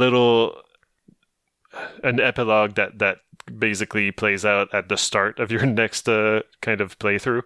But so it tells you about the prison thing, but like basically like 5 years later, or 5 years and 4 months later, then you're ready to go on the adventure again. So you might take the sword, maybe decide to kill the old man this time, and of course again you're sent to prison. That's mostly the same ending, but whatever. Eventually, like you can decide like, okay, I'm gonna stop messing around. I'm not gonna do the obvious stupid thing, because clearly that's what the game Like, that's the kind of trap that this game has for me. So I'm just going to try to play through the whole thing. But there's always going to be something, right? Like, for instance, the game doesn't tell you this, but like, you grabbed a sword, I grabbed a shovel, I grabbed the shield, I had a grappling hook at some point, and then I picked up the bombs, and then I got an ending because I was just crumbling under my own inventory. I was crushed by all the stuff I was carrying. So that was an ending again. So you can't just like carry all the items that are in this world. You gotta pick and choose in order to get the ending that you want. So it's the kind of, like, it's funny enough, but the like I was already kind of getting the point by the fifth ending that I got. And I had to push myself to play to, get like 5 more endings after that. Right now I'm standing at 20 endings. I must have played this game for 90 minutes. I'm kind of done. I don't need to play more of this. Like, I get the idea. So 100, like, that's a big ask. But also, like, this game doesn't have a map. And it doesn't have... Oh, yeah. What's the game... John, you played this. It came out recently. Vampire Survivors. Survivors. Yes. Yeah. So that game is the kind of stuff where, like, the game asks you to toy around with different stuff, to unlock different things, but like, it does keep track. It tells you at some point you unlock hints. But it tells you also what you've tried before, right? Or if you tried something that worked, like, it kind of gets. It shows up in a menu somewhere, so you are better able to keep track of what you've tried, and so that lets you figure out, like, okay, well, I haven't experimented with those other things, so I'm gonna try that. So this game doesn't do that, and so I feel like a map that you keep, like, would have been good, because like I can't play this game for like 6 hours straight. Right. But if I don't do that, I'm just going to forget where things are, like which chest contains what. And so I'm just going to eventually end up repeating the same stuff that I've been doing before. And getting an ending that you already got is like the most dispiriting feeling you can get out of this game. Like, the enemies won't necessarily kill you, or if they do, like, it's part of an ending, a specific ending, right? But like, just stumbling upon, like, the same goddamn ending that I got a couple of playthroughs ago. It's a bummer. Everything you did before then is meaningless. Yeah, exactly. So, and like, but if I put this game down for a week, like, yeah, I'm not going to remember what I did. So probably I'm never going to pick it up again, So I think it's missing that. But otherwise, like, it's, again, like, so it's not totally clicking with me, but it did get decent reviews, and I see why some people would like it. It's just you have to be in the mood for this. No, you have to be in the mood for this kind of stuff, and I think maybe I'm not right now. The thing that I forgot to mention is that the game also, every time you pick up an object, you jump a little bit less high than before, because the weight is actually kind of affecting your character. Yeah. And you can't just like drop items, like you pick them up once, you're stuck with them. So again, like, it kind of complicates navigating the world. Like, you need to know which items to pick up and when to pick them up. And you have to kind of have a pretty good mental map of the area in order to get where you want. And so that adds a bit of complexity that I wish wasn't there, because I'm basically like, okay, you want me to see all these endings, like, don't make it so difficult for me to do that, because I'm not ultimately that interested in kind of the whole, it's like, it's a puzzle that you're solving, but like, yeah, I wish it had like a rewind feature, or like checkpoints or something. Like, when I see like, I'm just headed towards an ending I've already seen, like, please let me not restart from the beginning again. That would have gone a long way. And yeah, that's about it. I've also been playing a much better game, but I'm not going to talk about it. Oh, because we're running long, and why talk about good games? No, that's not what we do here. We talk about bad games. Exactly. All right. Well, it's an hour 30, so we're only going to have time for an email or two. So we're going to take a break here and stretch our legs out. You don't want to get blood clots. And then we'll come back and we'll do some email. Who can say? And that'll wrap the show. So stay tuned for that. I guess I'm the only one who puts his compression socks on for the recordings. I've got large feet. They're a pain in the ass to put on. just wear a cup. Where do you wear it, John? Where it matters. For blood clots?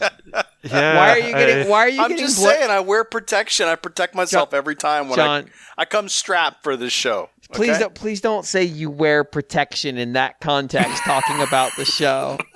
Okay. I will name Mr. the episode Chicken Fornicator. Maybe you should wear protection. I will name the episode's John's condom habits if you make me. Why don't you call it Chicken Fornicator? Who says I won't? Who says I won't? Why don't you do that? Don't put the spotlight on me. Put the spotlight on yourself, young man. Last week I combined two things.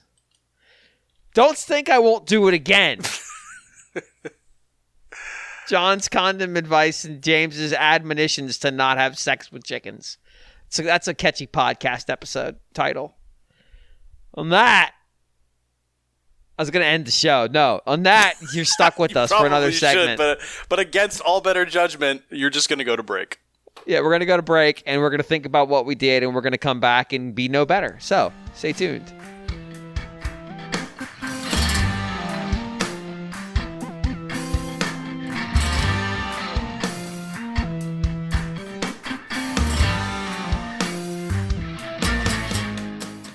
We're back with the listener mail.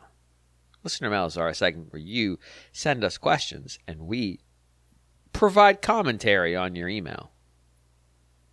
And what I need from you as a listener to this show, as a contributor to this show, because everyone who listens to the show contributes to it. You are just as guilty for its sins as us.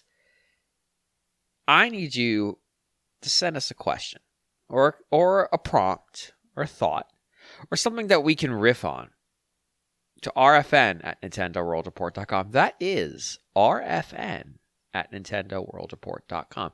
And what do I want from you this week? I'm gonna start giving y'all like specific homework because I feel like I asked for ones like, hey, give us some easy topics, and we got like novellas. So here's what I'm gonna ask for instead. I want you to send us an email asking about like a specific component of game design that you're interested in hearing us talk about. That's your challenge. Come up with something. I'm not giving you more than that. I'm giving you a lot of green space to play in. But send it, try to think of something for that. If you never send us an email, it's a great time to do it. Got a few first timers in the inbox recently, and I'm very excited to try to get to some of their stuff. This week, is it like a next generation of email senders to RFN? Or is that what we're seeing? A passing of the guard? Maybe. Which is why I picked the GX email, who might be one of the most featured email writers in the show history. Yeah. That's okay, though, because GX is the person who coined the game that I was playing yesterday with all its weird mini-games as, quote, Waluigiware. And I was like, oh, that's the most fitting name for this game that will ever exist. So that earns him a coveted spot here. Also, he's the first person I went to when I found out they were doing Animal Crossing Lego that they announced today. We didn't talk about that, but all they showed are minifigures, which... I mean, the rich get richer. What are you going to say? Yeah. They didn't show any sets yet, which is ridiculous. Show the fucking sets, Tendo. Lego. Both of you. But we got one email this week, and we might do a second one depending on how it goes. But I'm going to read it because I picked it out, and I've got it in front of me. So I'm just, I'm flexing my terrible reading skills. GX writes, "Good day. My name is GX, and I represent Video Game Destinations, your premier vacation planners for the digital realms. Using amazing CRT technology developed by Dr. Kevin Captain N. Keene, we have the ability to send you to any video game destination you desire, be it the rocky cliffs of Hyrule, the deep jungles of Donkey Kong Country, or even the bustling Mute City. Just let us know where you want to go and start packing for your week of action and relaxation. Video game destination is not reliable for death, dismemberment, or scalding lava pit, crushed, pitched punches to the face, vehicle accident, or any other form of personal loss. Items and powers gained in the game cannot be removed from the game world. GX Agent video game destinations. Huh. So I have a short pitch and then the one that I want to go with later. So I want to go not to the Cliffs of Hyrule. I want to go to the fucked up timeline of Hyrule Warriors. And here's the reason why. I don't look like a generic enemy in the Hyrule Warriors games, or a generic knight of Hyrule. And if I don't look like a generic character, that means I am a super-powered god in the logic of a Dynasty Warriors game. So it means if I go to Hyrule Warriors, I will be the strongest I have ever been, and I will get to kill hundreds with nary an effort. And honestly, that's kind of sick. To just like, you go there, and because you're not the generic chaff, by just that one little... I mean, for God's sakes, in the Breath of the Wild one, Purah is super powerful. It's like, okay, that's the bar. You just have to not be generic, and you are all powerful. So if you want to experience something truly unique, truly that you will never, ever get to experience in the real world, why not go to a world where you will have the strength to beat up hundreds in a second? Like, that is an immense power that you will only get to experience there. That's pretty sick, if I'm being honest. Now, granted, all of the fighting doesn't feel like you're going to get a lot of relaxation done. Like, you're going to get back to work that next week, and you're going to be fucking tired. But look, I'll be honest with you. If you ever gone to like a trip to Disney World, you're not that relaxed coming out of that. So that's probably not that much different. And all you got there was sunburned and some Mickey Mouse ears. Maybe you got to have a beer near the log flume that represents Canada. Here, you got to beat up 5,000 moblins. That's pretty sick. That's a memory that's going to live with you till the rest of your... Basically, till you die. Ain't nobody else can say that. John, I got a feeling that you've got a video game destination cooked up. A video game... Okay, so is this me pitching this video game destination? No, this is you. This is for you. You are you've packed your bag. You are getting ready. GX is our agent. He's going to book it for you. John, imagine you're Arnie in Total Recall. That's all you got to do, except it's just all video game things rather than generic secret agent scenario or whatever. So, or I mean, you could also go with the holodeck, which is definitely a disgusting place that needs to get cleaned all the time in Star Trek. Just remember to answer honestly. It's just going to make the experience better for you. That's right. If you prefer athletic brunettes, let us know.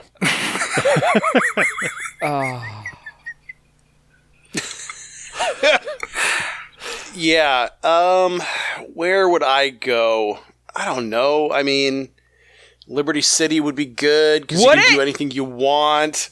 You'd be dead in like 3 minutes. Yeah, but I mean, you just come right back at the medical center. I don't know. Problem. I'm not sure that you lose like works. $150 and you're good to go. You'd be shot so many times. Yeah, and I mean, it's not the most picturesque place. But, I could make it work. I'd really like to do Medal of Honor D-Day. That'd be great. Either that or maybe someplace in Monster Hunter, I guess. Okay, that'd be nice. Okay, no. I mean, sure, you can get eaten by, You don't have to go hunt Rathalos. By an Anjanath. Yeah. No. Just eat a lot of the dango. You could just hang out in the village.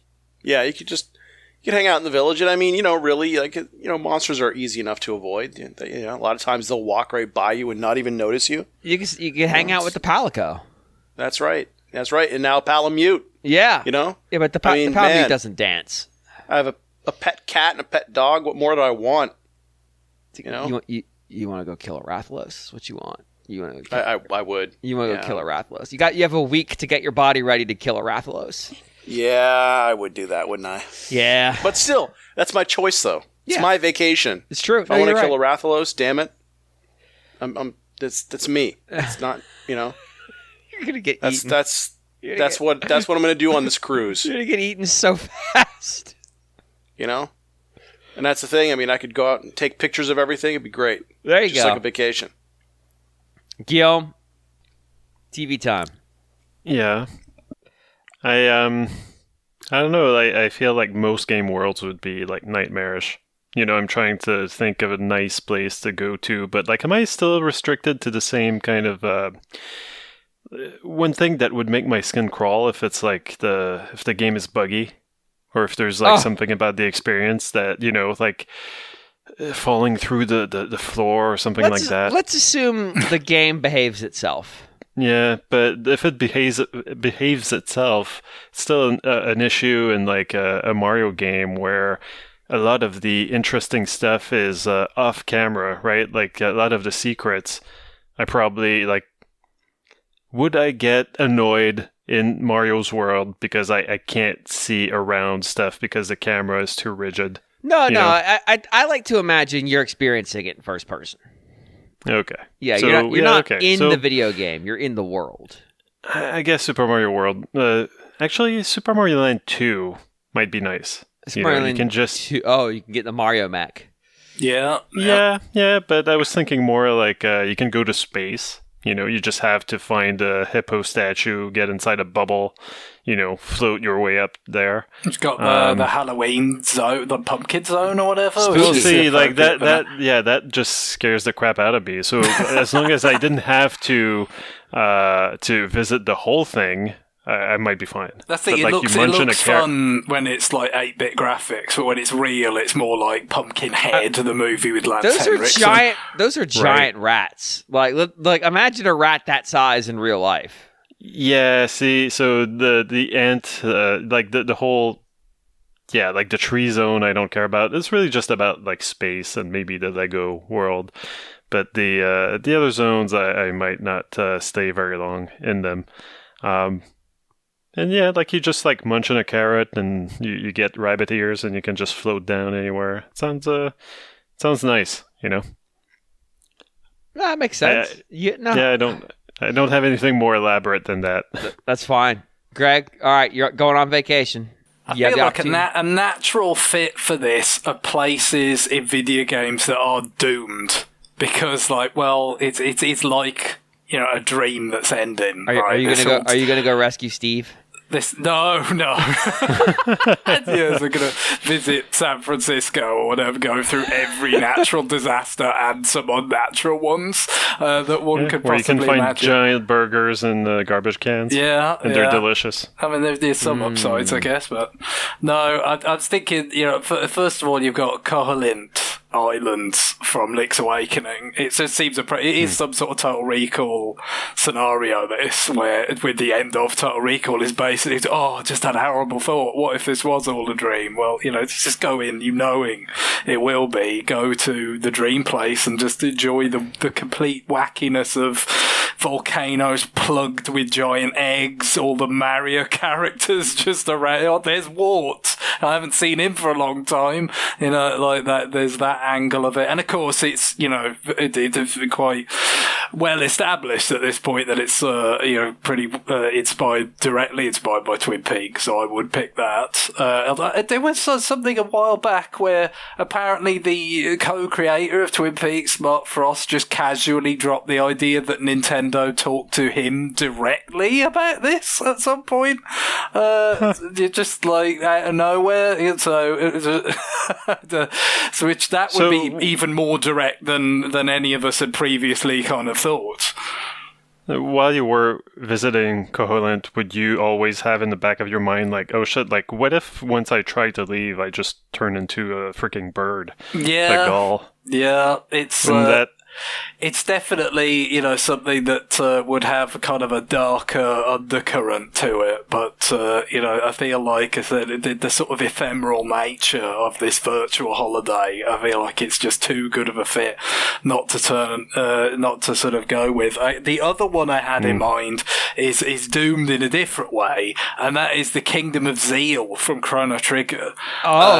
Which is, you know, I didn't think of it when I played Chrono Trigger the first time because I had not read any of Tolkien at the time, but it's basically JRPG Numenor.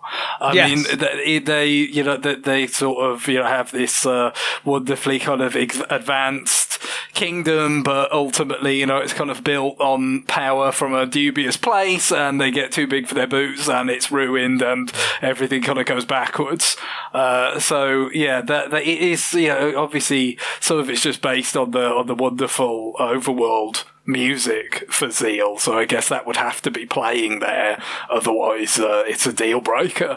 But that in itself is very directly from a part of the Nausicaa soundtrack, but like the funny thing about that is I have the Nausicaa soundtrack CD, and you can hear it quite clearly on the album. Like it's like, oh, here's the sitar bit. Like, oh yeah, like Mitsuda had heard this when he composed that.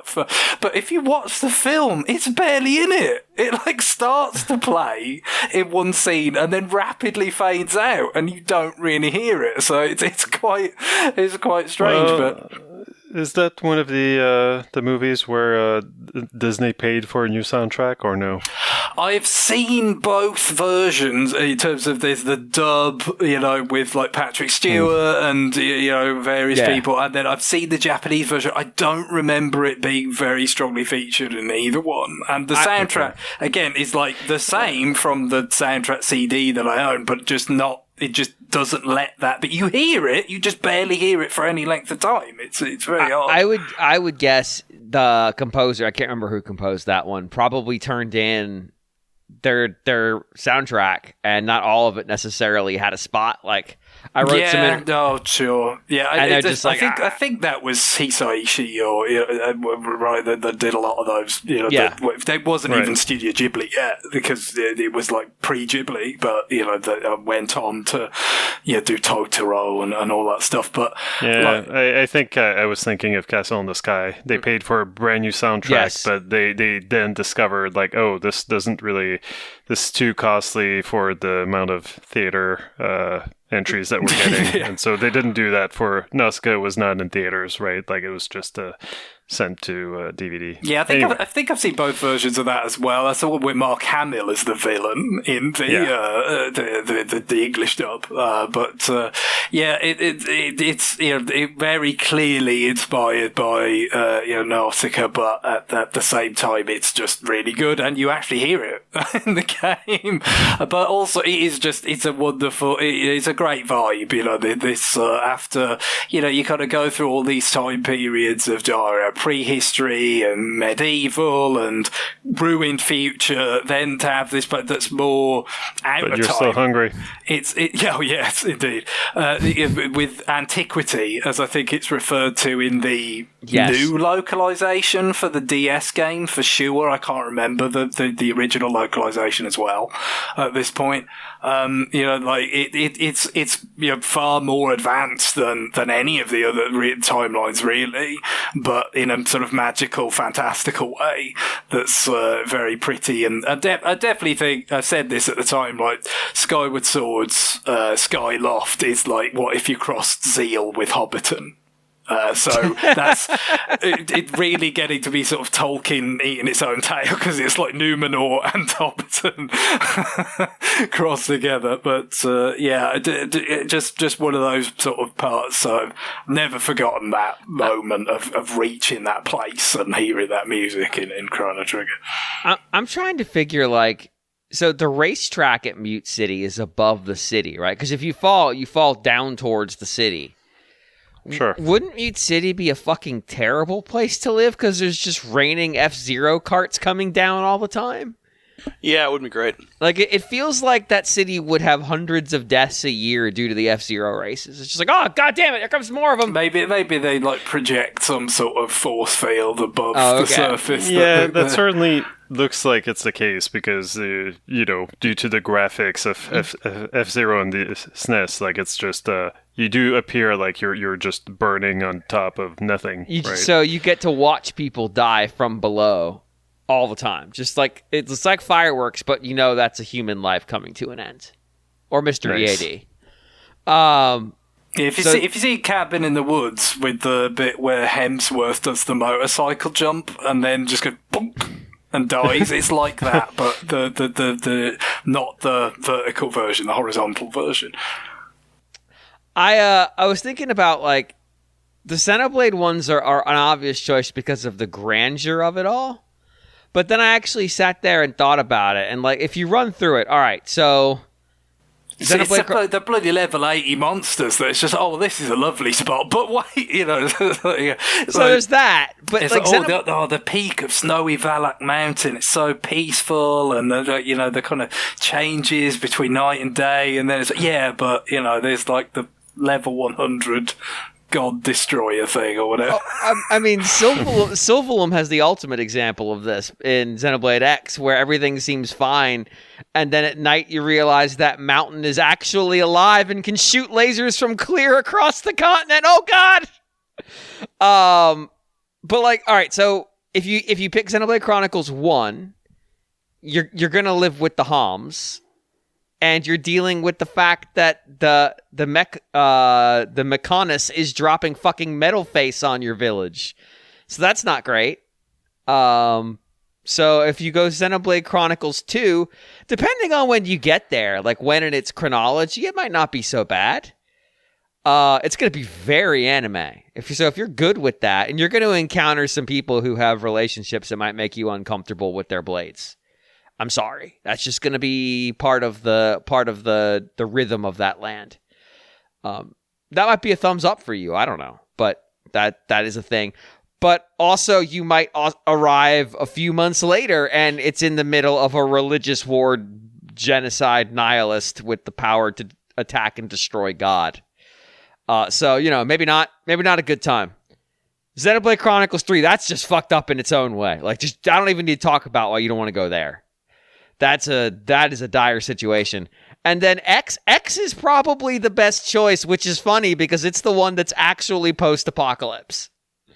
Like, Earth actually got fucked up, but X is probably the one that's most appealing because you can just hang out in New LA, and the only problem is you wouldn't be able to sleep because all you'd hear is, yeah, as you're trying to sleep all night.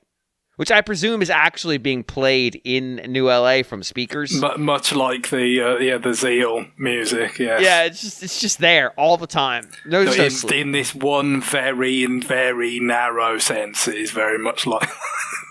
Yeah, exactly. The other thing to note is there's an abandoned swimming pool in New LA. So there's like the McMansions, and then there's a swimming pool. No one's ever over there in that part of town. I presume all those people died, which is very sad. But it means you now have a free swimming pool.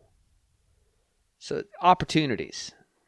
Those people died, or their kids just left the nest. That's when I go see the nicer houses in my town, like my city. Like when we go take walks, like they always seem so big, but also so empty. It's just like the kids have moved out, and it's But you see people in general, right? Like there's parts of New LA where there are no NPCs spawned. I don't know. It's a strangely ghost town. Like, well, you know it's what? Weird. Those are free pools. Go in there and get you some swimming. That's a good point. But also, there's a reason I'm very curious how swimming would work. Well, we know because we can swim in that game, but I'm very curious why swimming works specifically about the characters of Xenoblade X. That opens up all kinds of mysteries.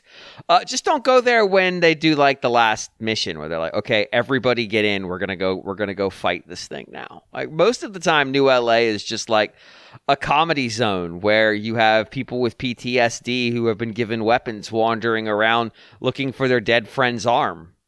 which is the thing that happens in that game, or blowing each other up with booby-trapped fast food. It's fine. New LA's great. It's better than old LA.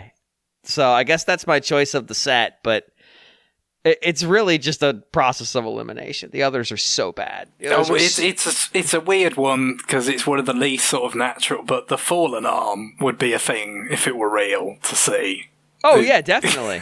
that would be amazing. That's another really memorable part of the original Xenoblade. It's just full of angry robots. It's true. That is the problem. There's always something angry everywhere. It's just, here's a nice, kind of landmark that you get some extra experience for. Here's the giant arthropod that's got murder on its mind. They do balance that out a lot.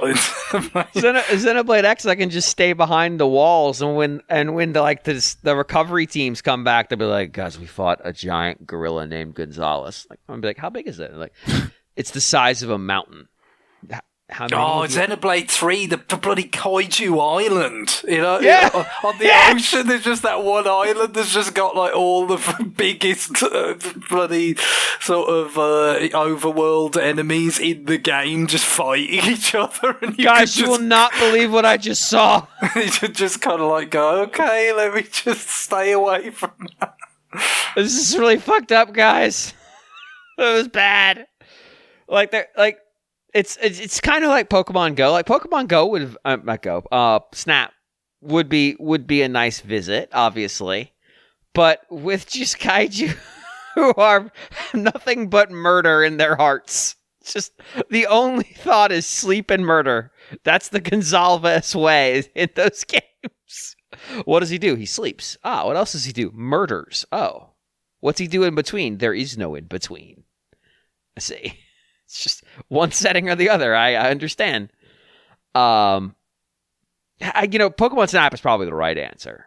It's probably the right answer because you get to see like all the cute shit that they do, and it's like Jurassic Park with none of the danger. Whereas Xenoblade X is like Jurassic Park, but they didn't even bother to build the fences. They're just like, no, it's fine. We don't need fences. Fuck that. Let's let the dinosaurs loose. And also give them cannons. It'll be great. So yeah, it's the sad reality that of the Xenoblade choices... actually, Future Redeemed might be a fun place to get dropped in. Because you get to see very tired adult Rex. And you don't have to deal with many of the other characters you might not want to see. But I think X is probably the least fucked up, which is a really that's actually a really terrifying thought, that of the Xenoblade games, X has the least fucked situation for the average human being. I can only mostly think of places I don't want to go. Yeah, I mean, that's... And I like these games. I know that you're going to be like, yeah, but Earthbound... It's like, this feels off. Also, everything is super fucking aggressive. Oh, yeah, bloody hell. Everything, like, it starts off, like, really small, like, just, like, snakes and stuff, but, like, everything, They will fuck you up. Yeah, everything's out to get you in that game. Like, it's some sort of commentary on being a child, just, like, everything is scary and awful, and then in the end, you're fighting some sort of Lovecraftian horror beyond your comprehension. It's like, it goes places. I guess it's some overlap with like Stephen King. It there. Yeah. If you gain the imperviousness that comes with being a character in that universe, John, do you think going to like the Forza Horizon world would be fun or awful? I think it'd be pretty boring, actually. Really? Because there's really not a lot going on there besides cars flying through the air. Yeah, but what if you are one of the drivers in the world? Like, what if you were invited? Because remember, the whole premise is these people are invited. Like, right. What if you were one of the invited? So that you were given a car and the opportunity. You asked me if I'm an influencer in Forza Horizon. Yeah, if you're a Forza Horizon influencer who will be in the cars flying through the air, which is why not only like you're driving awesome cars, but you're handed keys to a car, and also like a guy who's there just to tell you like you're so fucking amazing. Yeah, all the time. He's just he's just pumping you up the whole, and like he's like, hey buddy, you're so good. In fact, you're so good. We're gonna have you race a jet plane. And I'm like, oh, that's pretty cool. But you're gonna drop out of the jet plane first. And it's like, wait, what? I didn't agree to this. What the fuck are you talking about? Don't worry, you're already in the jet plane. It's fine. By the way, you're falling already. Did I forget to tell you that you're actually already dropping 10,000 feet? You should probably pull that ripcord, buddy. Like, there's a part of me that's like, it would be terrifying because the sheer amount. I feel like if you spent a week living the Forza Horizon driver life, your adrenal gland would break. I'd probably want it to get the heck out of there pretty quickly. Like, if you did the whole thing, you would probably never be able to ever be excited about anything again. Mm-hmm.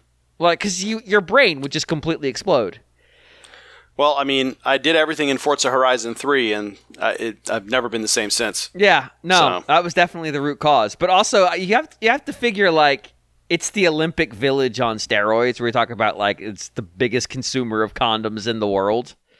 Like, the amount of adrenaline going through people's bloodstream, it's going to be bad. Like, that whole scene is going to be a fucking nightmare. There's going to be fights. There's going to be just a rampant alcoholism. And then people are going to be taking their cars through the middle of goddamn Edinburgh going 185 miles an hour to race a goddamn steam train. Sounds good to me. I think it'd be awesome. I think it'd be fucking awesome. I wouldn't want to be one of the horrible gremlin NPCs in the crowd. But if I was an invited racer, yeah, give it to me. Fuck it. Let's go. As long as I gain the seeming imperviousness of a Forza Horizon driver, because otherwise I'd be dead within the first 5 minutes. Any other vacation destinations on tap for you? I'll tell you where I'm not going to go. I'm not going to go to the goddamn resort in Pinta Island. Jesus. Oh, yeah, no, definitely not that. They're better off going to the Woohoo Islands. You're better off going to North Korea. At least they'll accuse you of crimes that you're physically present when they happen. They may be made up crimes, but god damn, the Pinta's like, no, you definitely did this thing while you were on an airplane. The literal most airtight alibi possible, because it's literally airtight, and they're like, no, you're definitely responsible. No, it's just like, no, it'll all be better when you get to the hotel. Unfortunately, the hotel effectively doesn't exist because there's a bunch of, like, phantom manta rays that are spreading around electric ink. And until you clean it all up, the hotel will not materialize. And then when it does, the hotel is full of booze and that are thirsty, and it's terrible. I'm giving this hotel a 2-star review. And the novelty of it having a casino in the basement or whatever is gone now, isn't it? Anyway, everyone's just betting on their phones if they're into that sort of thing. You're right. It's no good. I'm gonna go ahead and say that you know what, 1.5 stars. The breakfast spread is really good. I gotta say it's A+. Everything else, staff was super apologetic about the whole ghost thing and the fact that I had to go through the attic through a hole in my closet. But you know, overall, not recommended. But what's weird is like the ghosts in not in 2, but in Luigi's Mansion 1. I feel like it would actually not be so bad to be Luigi in that place. Because at some point, you'd stop getting spooked by booze, and you'd just be like, get over here, you fucker. And you're making a lot of money, although you don't have to take it with you. And it's kind of funny. Like, it's not super scary or anything. Yeah, I think that works. But then the ghost in Sunshine, no thank you. I don't want to deal with EGAD either way, so... All right, well, definitely recommend that you volunteer your opportunity to go on a vacation by sending an email to rfn@nintendoworldreport.com. My recommendation for you is to vacation as Little Mac. I'm sure it'll be a lot of fun, and you definitely won't die. Is there a country that he hasn't annoyed by pummeling their national stereotype hero to death? There are, but he has in fact annoyed them by ignoring them. So it is an unfortunate lose-lose situation for him. Latvia is very upset he has not made fun of a stereotype of Latvian people, but also will be very mad once he does. So, yeah, you can go be Little Mac and run for a lot and then get in fights against people who are clearly many weight classes higher than you. This is not the BBVA is not a professional organization. They are amateurish beyond belief. But that's going to do it for us. Again, emails rfn@nintendoworldreport.com. Greg, what is our music to wrap the show up this week?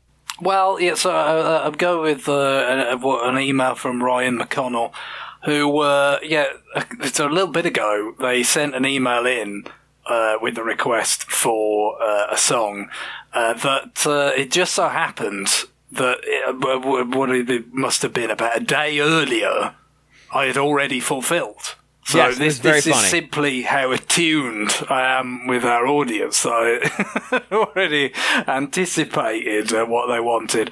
Though, in fact, it was just because Baton Kaitos, the 1 and 2, as it's called, even though it's...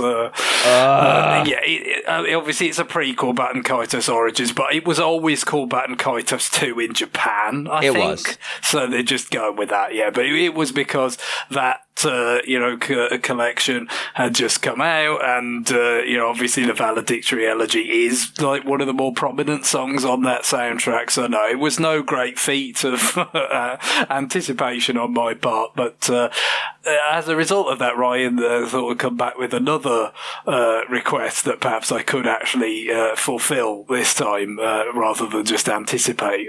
So Ryan says, The Pale Beyond is an indie game where you trek to the northern wastes in search of a lost ship and end up stranded. It's a resource management game with an emphasis on character, plot, and choice. The music is outstanding, befitting the bleak atmosphere and melancholy of the Arctic. It's one of my favourite games of the year, and it releases on Switch on October 6th, which, as we speak, it has just become October 6th in the Eastern time zone of the United States. So there you go. Seemed like it was too sort of good to turn down in terms of how synchronous that would be. And Ryan actually sort of gave me the latitude to pick a song from the soundtrack entirely, which I don't think I quite got through all of it, but I listened to a good deal of it. And what you're getting, as you might somewhat imagine just from what Ryan said there about what it's trying to conjure, that place. It's very piano driven, and kind of to somewhat kind of bring across the sort of solitude or the kind of the sparseness of it.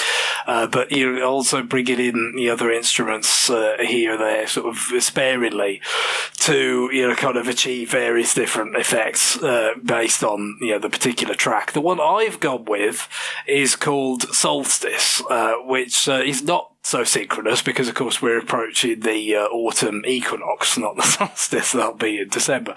But I just felt like this was the most kind of relaxing and kind of enjoyable to listen to. Some, more on the kind of tense side, the more unsettling.